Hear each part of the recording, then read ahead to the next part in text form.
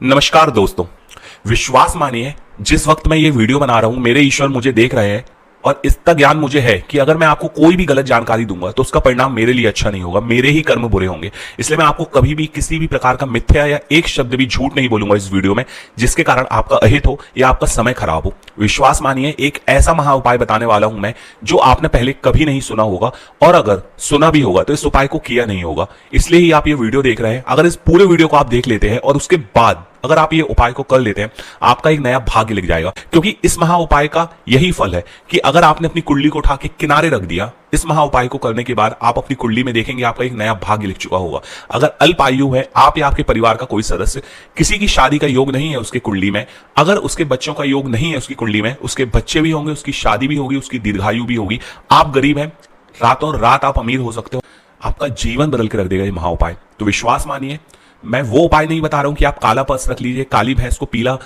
घास खिलाइए या काली साड़ी पहनी हुई औरत को आप पालक गिफ्ट करिए जिससे आपका भाग्य बदल जाएगा। ये कोई टोटका या कोई मजाक वाली बात नहीं है। आज मैं आपको पहले ही बोल चुका हूं कि मेरे ईश्वर मुझे देख रहे हैं और ऐसा मैं मान रहा हूं। इसका मतलब मैं आपको जो भी बताऊंगा वो बिल्कुल सत्य बताऊंगा।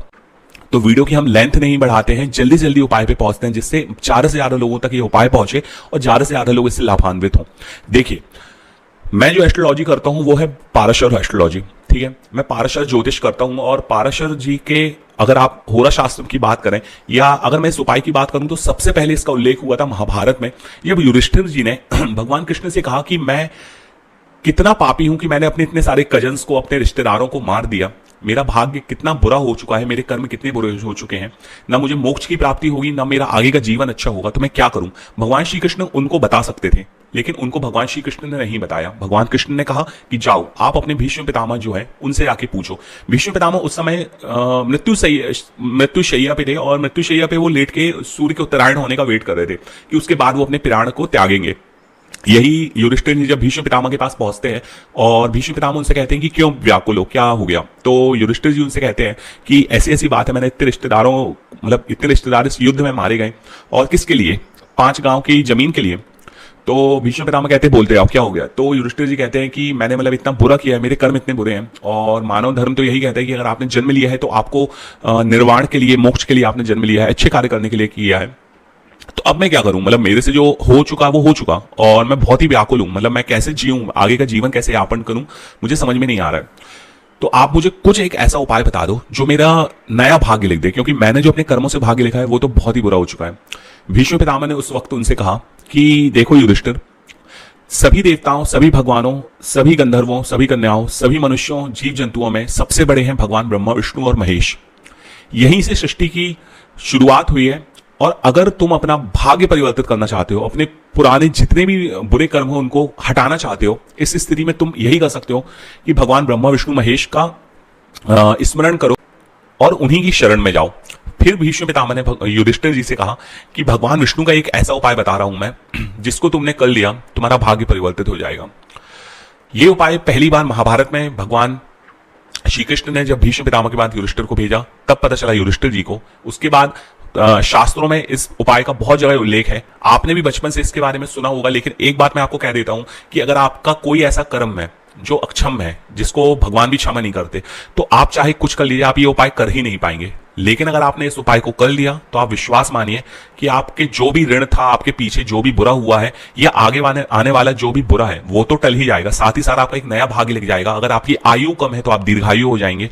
कुंडली में जो जो समस्याएं हैं, 9 ग्रह अगर आपको कितना भी बुरा परिणाम दे रहे हैं, आप छोटे छोटे उपाय कर रहे हैं, तेल यहां रख रहे हैं, यहाँ पे जल चढ़ा रहे हैं, हर प्रकार का उपाय आपको करने की जरूरत नहीं है। ये एक ऐसा उपाय है जो आपकी जिंदगी बदल के रख देगा। वो उपाय है विष्णु सहस्त्र नाम। विष्णु सहस्त्र नाम मतलब विष्णु भगवान जी के 1008 नाम। आपने एक पुस्तक देखी होगी जिसको कहते हैं विष्णु सहस्त्र नाम। ये जो पुस्तक है ये 1000, ये संस्कृत में आती है, जिसमें 1008 नाम संस्कृत में श्लोक के रूप में लिखे हुए हैं।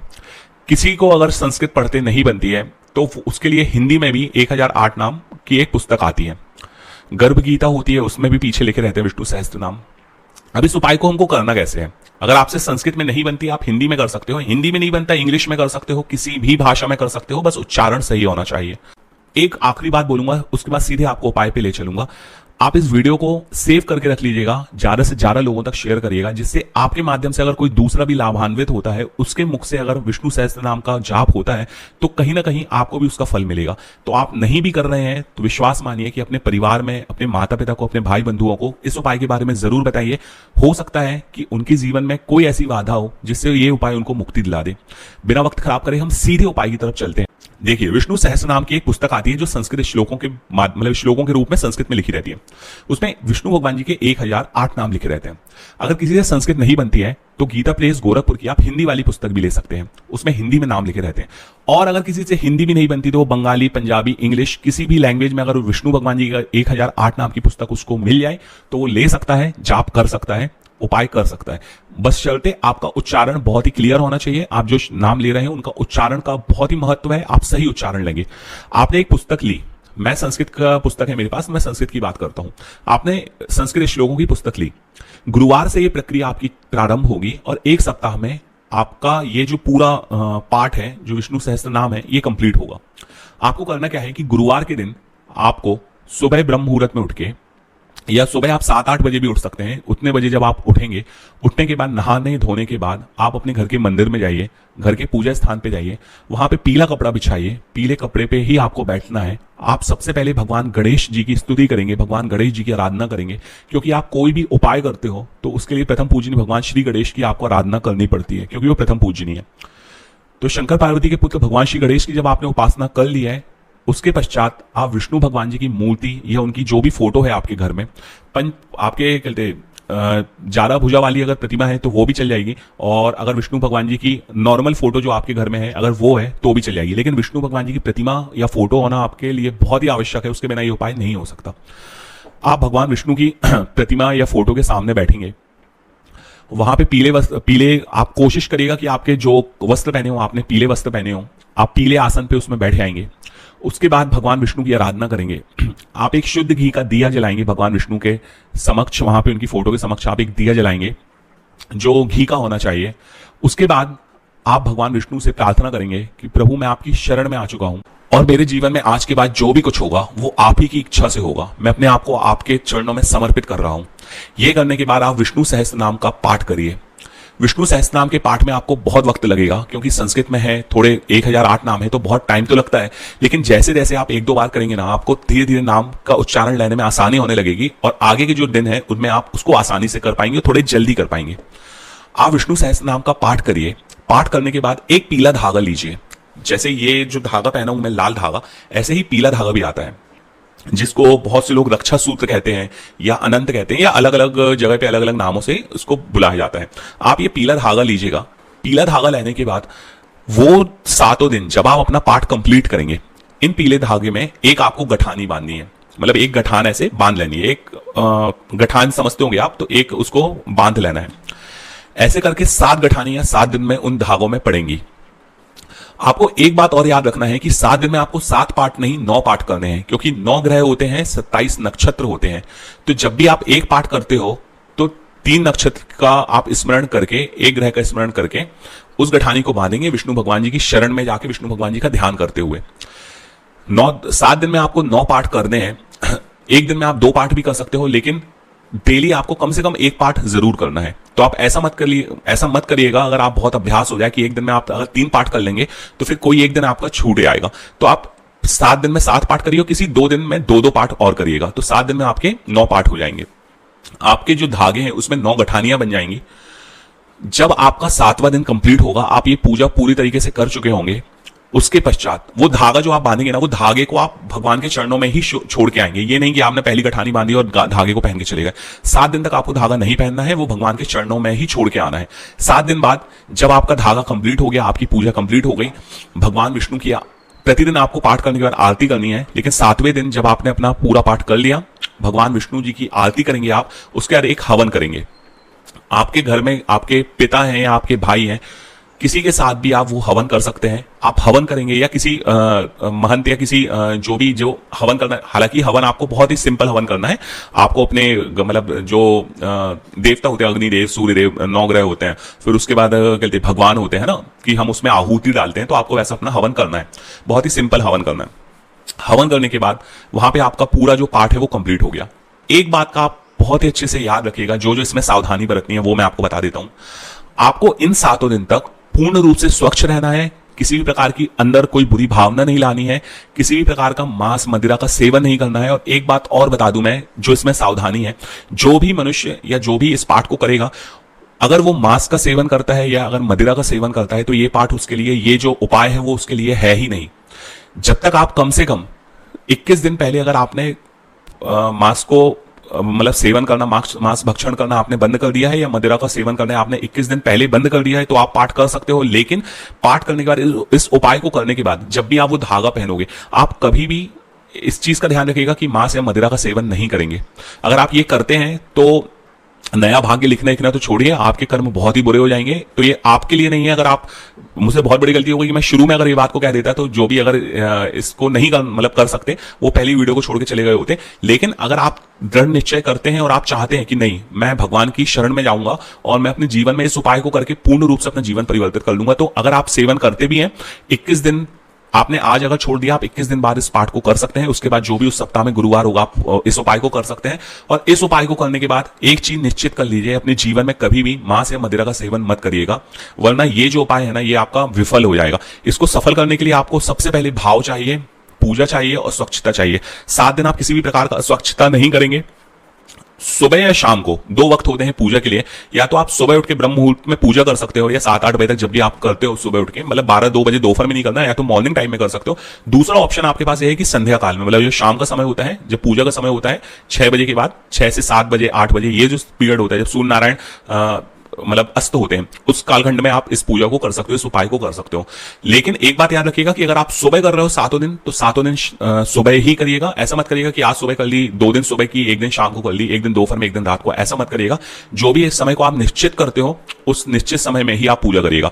बात करें अगर हम संकल्प की, तो आपको किसी प्रकार का कोई संकल्प नहीं लेना है। देखिए, मैं आपको क्लियर बता रहा हूं, आपको इस उपाय को करने के लिए संकल्प नहीं लेना है, भगवान को अपनी परेशानियां नहीं बतानी है। आप किसी एक विशेष परेशानी के लिए उपाय नहीं कर रहे हो। ये कोई छोटा मोटा टोटका या किसी देवता का या किसी ग्रह का उपाय नहीं है, ये भगवान विष्णु का उपाय है। भगवान विष्णु जो पूरी सृष्टि को चलाते हैं, उनको पता है कि आपके जीवन में क्या परेशानी है, और कोई एक परेशानी आपके जीवन में नहीं होगी। अगर आप उठा के देखेंगे तो हजारों ऐसी परेशानियां हैं, जो पहले हुई हैं, जो अभी हैं, या जो भविष्य में होने वाली हैं।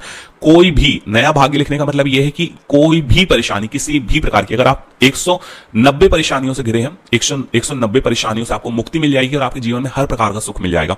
एक बात और बोलूंगा कि अगर आपके परिवार में 10 सदस्य हैं, 10 में से अगर एक सदस्य ने किया, तो 5 सदस्य सुरक्षित होते हैं। वो जो परिवार है वो भगवान विष्णु के शरण में आ जाता है।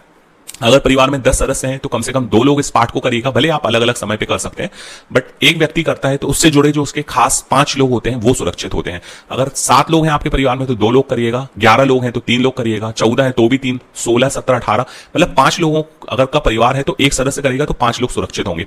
और अगर 5 लोगों ने कर लिया, तो फिर आप समझ सकते हो कि इसका क्या प्रभाव होने वाला है। ये एक ऐसा उपाय है, मैंने शुरू में ही कहा था कि ये वीडियो बनाते वक्त मेरे को ईश्वर देख रहे हैं, मैं आपको कोई गलत उपाय नहीं बताऊंगा। एक ऐसा उपाय है, आपका पूर्ण रूप से जीवन परिवर्तित करके रख देगा, बशर्ते आप सच्ची भावना से करो, आप अपनी जीवन शैली को सुधार लो, आप आगे से मदिरा या मांस का सेवन ना करो। अगर आपने इस उपाय को किया तो भगवान विष्णु की शरण में आ जाओगे आप, आपका परिवार भगवान विष्णु की शरण में आ जाएगा।